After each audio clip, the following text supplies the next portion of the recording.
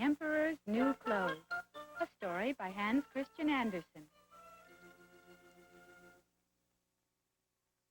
Long, long ago, in a faraway land, there lived a very selfish and pompous emperor.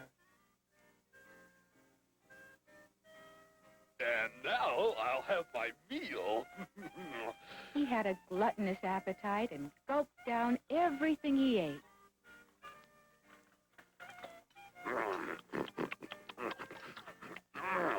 And he was very fussy about his meals being served on time. So, do you know what time it is? This meal was not prepared on time. Don't let it happen again.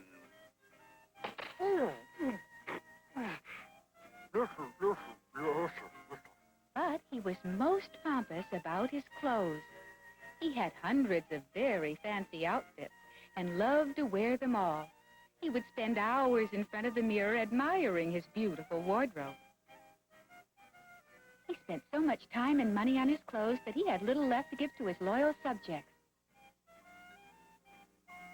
One day, two strangers appeared in the kingdom, and they headed straight for the emperor's castle. So this is the castle of that pompous and foolish emperor we heard so much about. Yeah, this should be a piece of cake. Shall we get on with it, my good buddy? Yeah! Cloth for sale, cloth for sale. Made into the These finest two suits were in all not the tailors land. at all. Cloth for They were sale. swindlers, and they had come to trick the emperor out of a large portion of his gold. The finest suits ever made. Huh? Who will buy a suit made from the finest and most mysterious cloth ever made? What? Did he say mysterious? Well, what are you waiting for? Bring them to me. Yes, sir. And so the two swindlers were led to the emperor's throne room. You say you can actually weave a suit for me of magical and mysterious handsomeness? That's right, Your Highness. A suit so special that only those of an honest nature and a pure heart can see it, right? Uh-huh. Can't even see the buttons. Right? Right.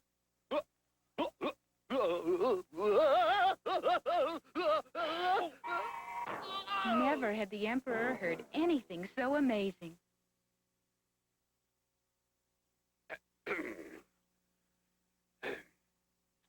Say, do you think you could make one of those suits for me? I'd certainly make it well worth your while.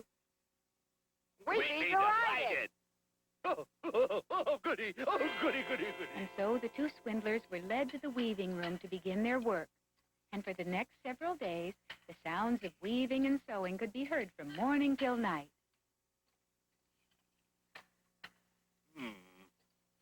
As the days passed, the pompous emperor grew more and more impatient to see his new suit. But he was afraid to look in on the tailors himself because if he couldn't see the cloth, it would prove himself to be a fool. Oh, that's it. I'll send all of my ministers and advisors to look for me. This way I can tell which of them are honest and which aren't, just like killing two birds with one stone. The first one shall be my Minister of Education. Excuse me. You? Oh, yeah, welcome, welcome. Come right this way. We're making good progress, and we're sure you'll like it. Yes, huh? What? The minister cleaned his glasses, but of course it did no good. There was nothing there to see. Huh? There wasn't a single thread mounted on the loom, but the tailors seemed so sure. Well, what do you think? Have you ever seen cloth so rich and luxurious in your life? Just feel this. The minister didn't know what to think and approached the loom carefully. Of course, there was nothing there.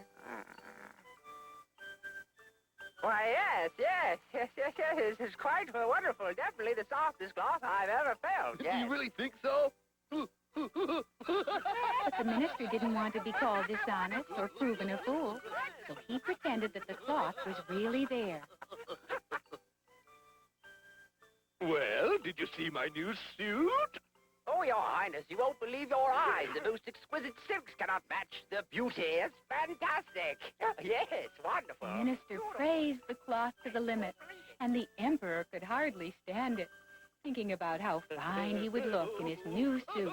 Next, the emperor decided to send his chief aide, a young man noted for his honesty and straightforwardness, to check on the tailors and confirm the minister's report.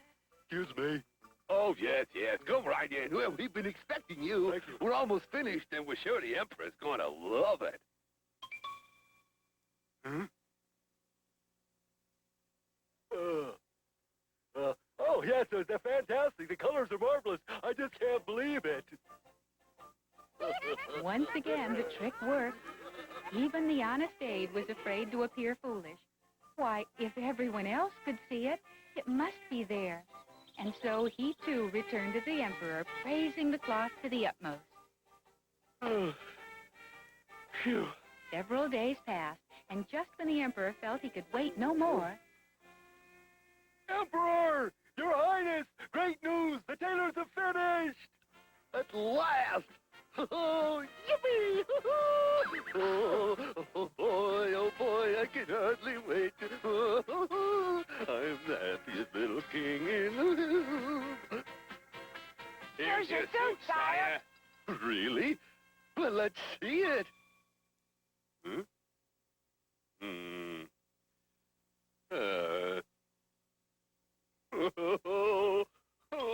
I can't see a single button. Well, Your Highness, don't you find the suit just as we promised? Why, yes, it is. Definitely the finest suit I've ever laid eyes on. It's better than I dreamed. Well, Minister, give me your opinion. Oh, yeah, yes, wonderful. It's incredible, yes. Well, why didn't you try it on, sire? Yeah. it had gone too far, and the emperor couldn't turn back now. If everyone else saw it, it must be there. Careful. Well, you have to admit that even though he couldn't see a thing, the emperor went about dressing as though he were putting on the finest silk. Is something the matter? No, I just caught my hand on a loose thread. Excuse me, sire, but don't forget to tie up the front. Oh, of course. Just not used to these new styles. When he was finished, he went to look at himself in the mirror, and mirrors don't lie. He was standing there wearing nothing but his shorts. But the emperor's followers were so loud in their praise of his new suit that the emperor was heartened. It must be there, so he decided to show it off to its finest. It wouldn't be fair to keep all this to myself. Summon the townspeople. Well, I guess some people will believe just about anything, and the emperor and his followers certainly proved that. But was he really going to parade through the streets like that? Surely the townspeople would not be so gullible.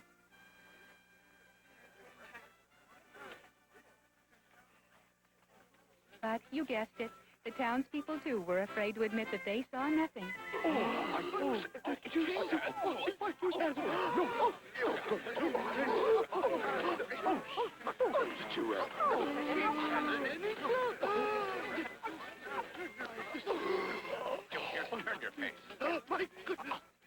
Well, you have to give him credit. That emperor was strutting through the streets like a rooster with its tail feathers freshly groomed.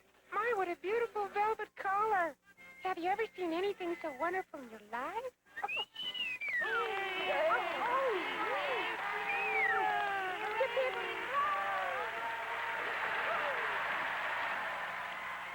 Halfway along the parade route, a young boy had climbed a tree to get a better look at the emperor. When the boy saw the emperor wearing nothing, he couldn't believe his eyes. The emperor doesn't have any clothes on. Oh, what did he say? Look at the emperor. No clothes on the emperor. Oh, no!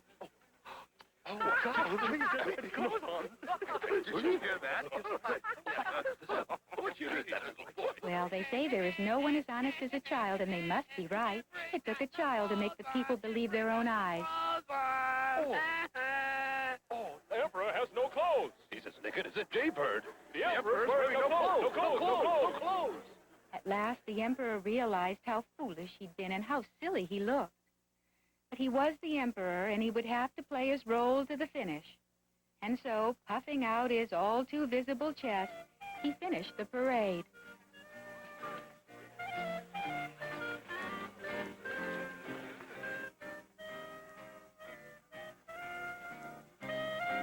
Well, those swindlers really put one over on the emperor. They had appealed to his vanity and managed to sell a suit that wasn't there for a whole cart full of treasure. Oh, my.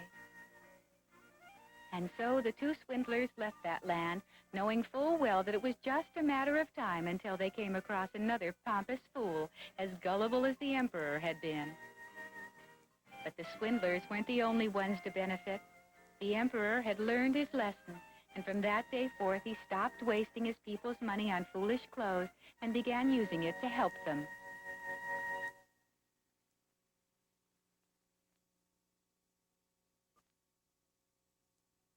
A sealskin, a folk tale from the far northern country of Iceland.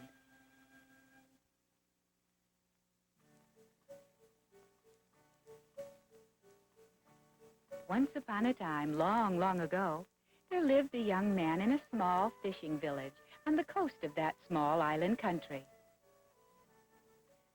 Iceland is a beautiful country with tall, majestic forests and long, unspoiled beaches. Every morning, the young man would rise early and go out for a walk through the awakening woods and then along the unending beaches.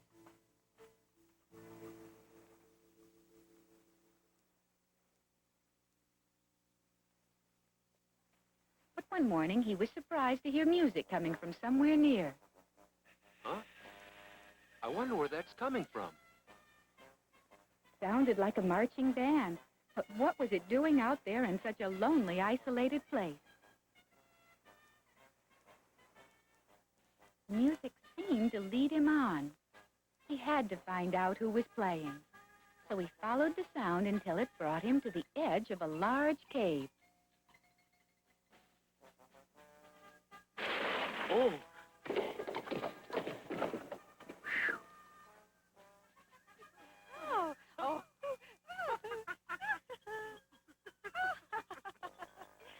Hey, it looks like some sort of party.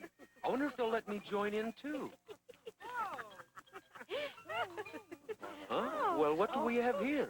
Looks like sealskins. I wonder if they'd mind my trying this on. It seemed to be some sort of costume. The young man had tried it on and was surprised to find how soft and warm it was.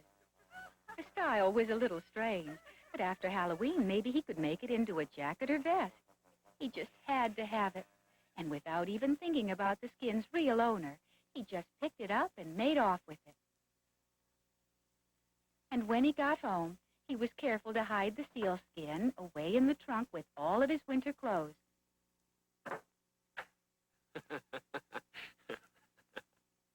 But it didn't take long before he realized what he had done. He knew it was wrong to take something that belonged to another, and he began to worry. And so he decided to go back to the cave to see if the skin had been missed.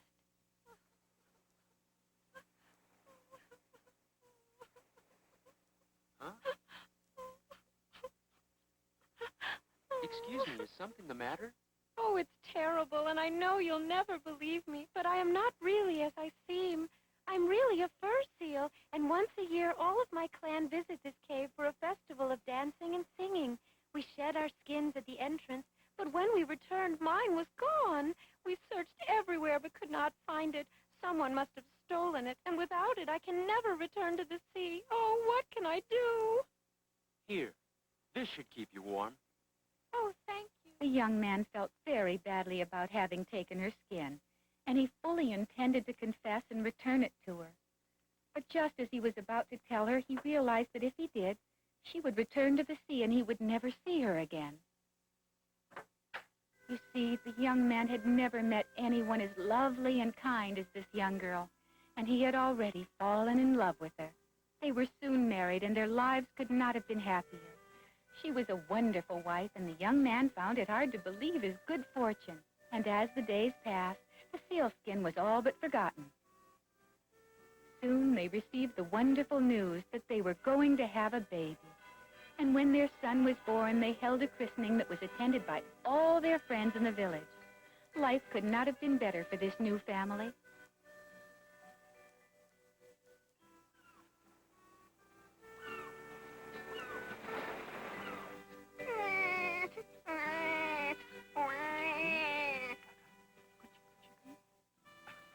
Time passed quickly, and the young man's guilt about stealing the sealskin was now forgotten.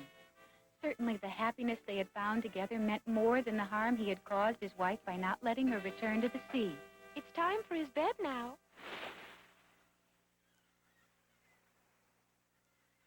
Several years passed until one day, it was true that the young mother loved her family dearly, but still she could not put the sealskin and her home at sea completely out of her mind. So often she led her young son to the shore to teach him about the sea. If you put the shell to your ear, you can hear the sea. Yes, I can hear it. What? It's my family. Huh? Mother, stop! Mother, where are you going? Oh, I'm sorry. Oh, there. I won't leave you. Don't worry. But despite her love for her son, she could not help wanting someday to return to the sea. But without the sealskin, that would be impossible. And even if she were to learn where it was hidden, she could not open the trunk because her husband always kept the key on a chain around his neck, even while he slept. Goodbye, Father. Come home soon.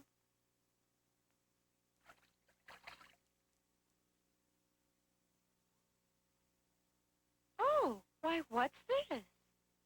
It looks like my husband's key. He must have dropped it when he dressed. I wonder what it's to.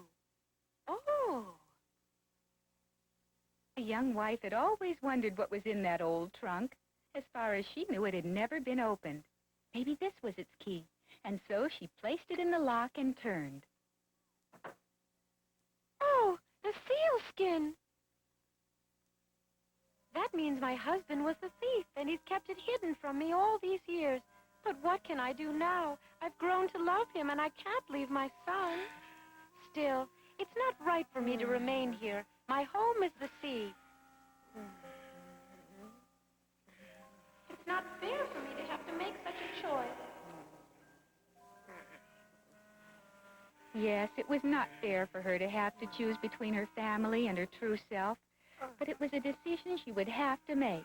Her husband had been a foolish youngster that day he stole the skin, but since their marriage he had grown to be a good father who loved his son, and she was sure the boy would be well taken care of, even if she did return to the sea. Never to see her son again? That was almost too much to ask. But the sound of the sea grew louder by the minute, and she knew that she could not resist its call forever. She would have to put on the sealskin and return. I'm sorry, my son. Please forgive me. It was later that day, and the unsuspecting father was on his way home with a fine catch of fish for dinner. Mommy's gone. Mommy. Oh, Mommy's gone. Oh, Father, where's Mommy? She's gone. Oh, no. Mommy, where did she go? No.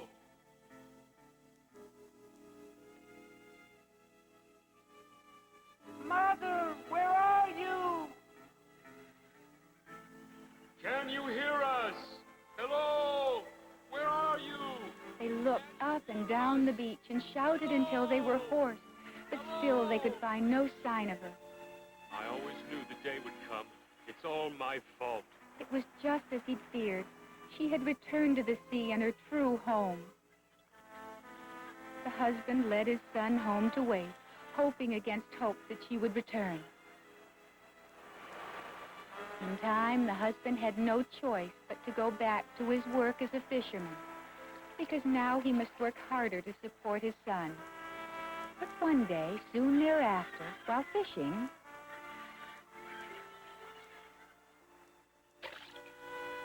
Oh, though they could not speak, he knew that this seal had to be his wife returned, hoping for even a glance at her family. And every day her son would go to the seashore to listen to the sea and remember his mother.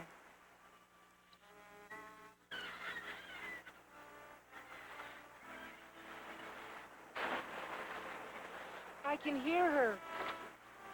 And each day thereafter, she would swim in as close as she dared to watch her son.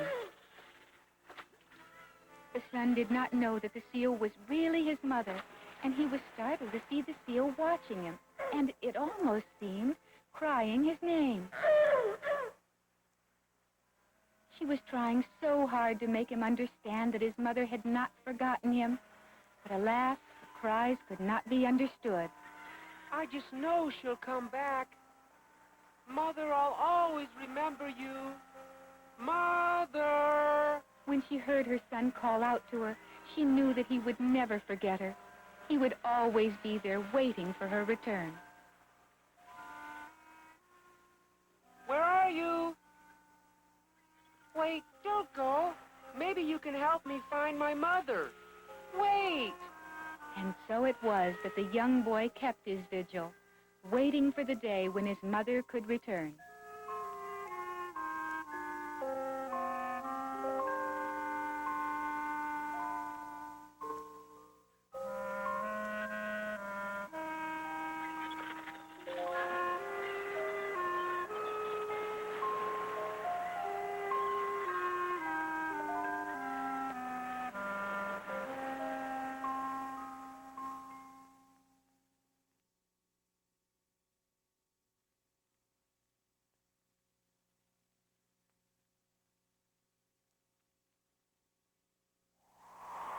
Norway is one of the world's northernmost countries, and its freezing winters seem to go on forever.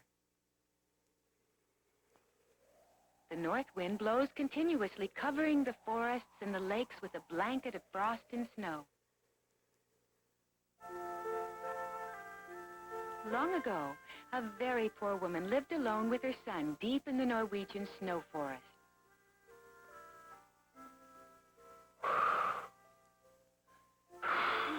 He was a good boy, and when his mother came down with a cold, he did as much as he could to help. There, this should help you get your strength back. Careful, it's a little hot, Mother. And every morning the son would go out to the barn to get a bowl full of grain so that he could make bread. You see, they were so poor that bread was about all they had to eat until springtime.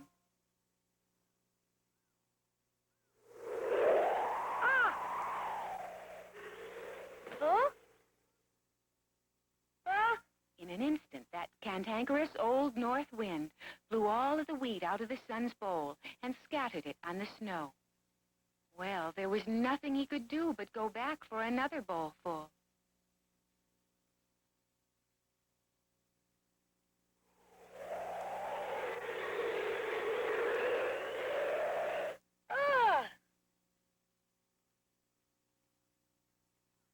Hey, come on, cut it out. I'm getting angry. But no matter how angry he got, it wouldn't bring that precious wheat back. They were so poor that all the food they had left to take them through till spring was that one sack of wheat. He couldn't afford to lose any more. This time, for sure, he just had to make it safely from the barn to the house.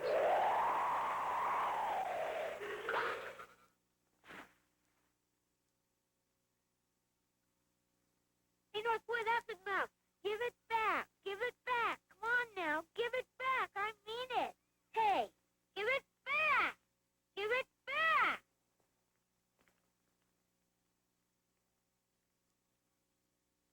Okay, that's it, you old windbag.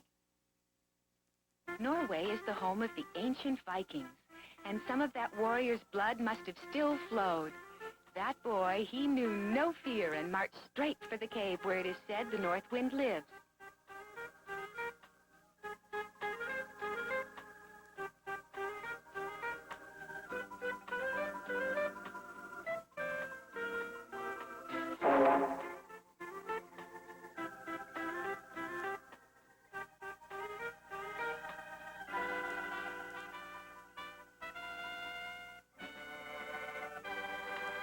So this is where the North Wind lives. My, how brave. He's marching right into that cave. Brr. Hey, come out. I dare you. Ah!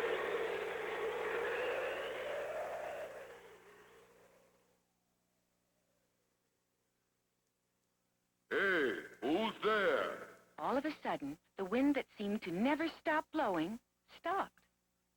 North Wind, I came a long way to see you. Now you let me in. What do you say? You came all the way just to see me? That's right.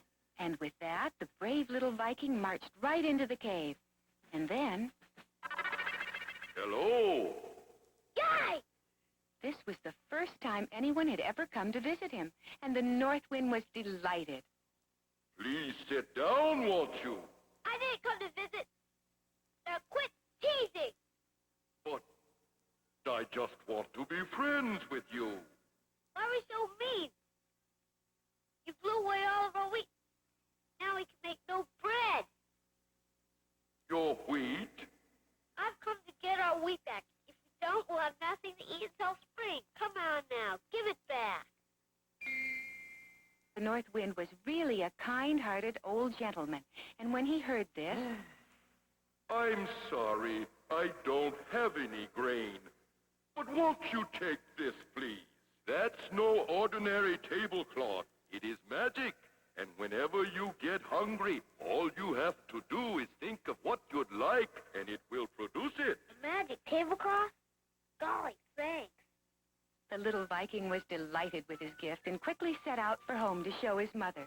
But night was already falling, so he decided to stop at a roadside inn to spend the night.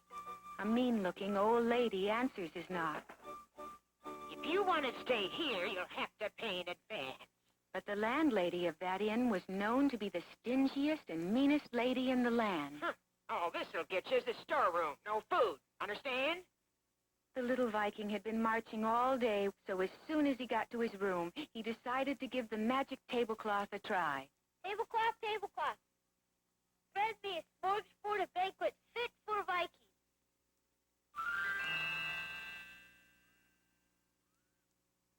What? It was just like a dream for the boy. He who had never had a full stomach in his life. Uh-oh. The stingy landlady has seen the whole thing. Later that night...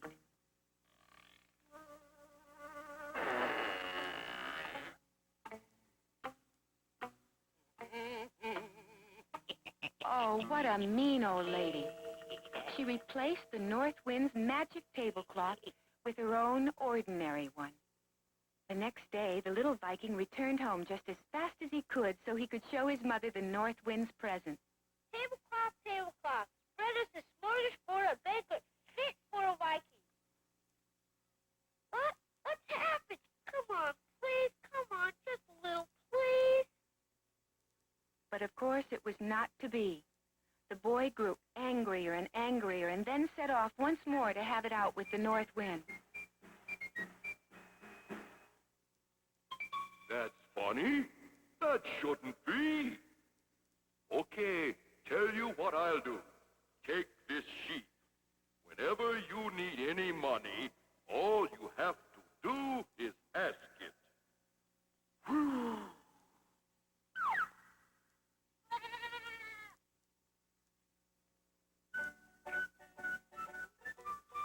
But that day, too, it was growing late, so the little Viking decided once more to stay at the inn. That'll be cash in advance. Okay, just a second. Sheep, sheep. Money for our sleep. Will that be enough?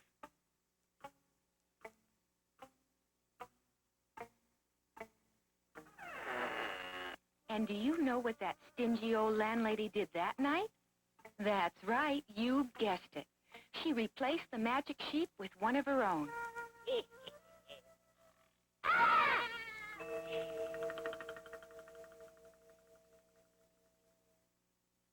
You can't trick me again.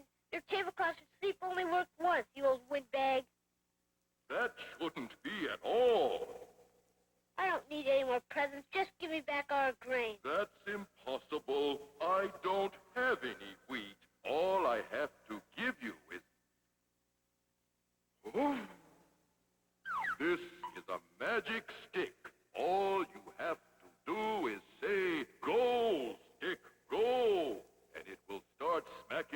enemy until you tell it to stop.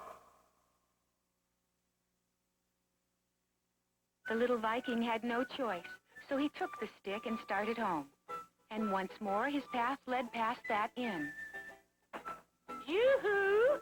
Aren't you going to stay here tonight, dearie? I'd like to, but I don't have any money.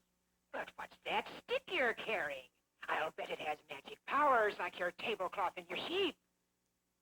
And so it was to be that he would spend another night at the inn.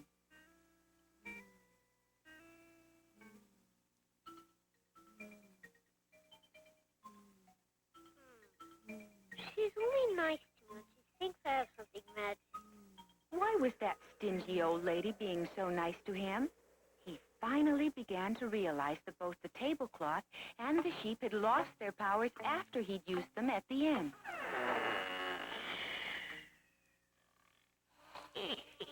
Good. He's sleeping soundly. Just sleep tight, my pretty. And now, the magic stick is mine. Hold right there. I wasn't sleeping. Go, Stick, go. Go get her.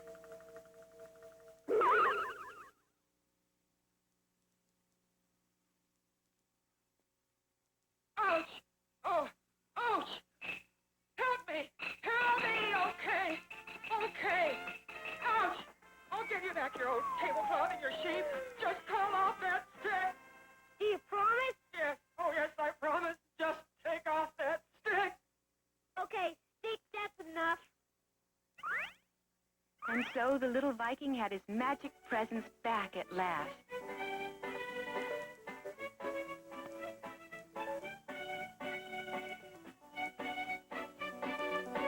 And the little Viking and his mother had all they could eat, and enough money to build a warm house, stout enough to withstand even the north wind's most furious blast.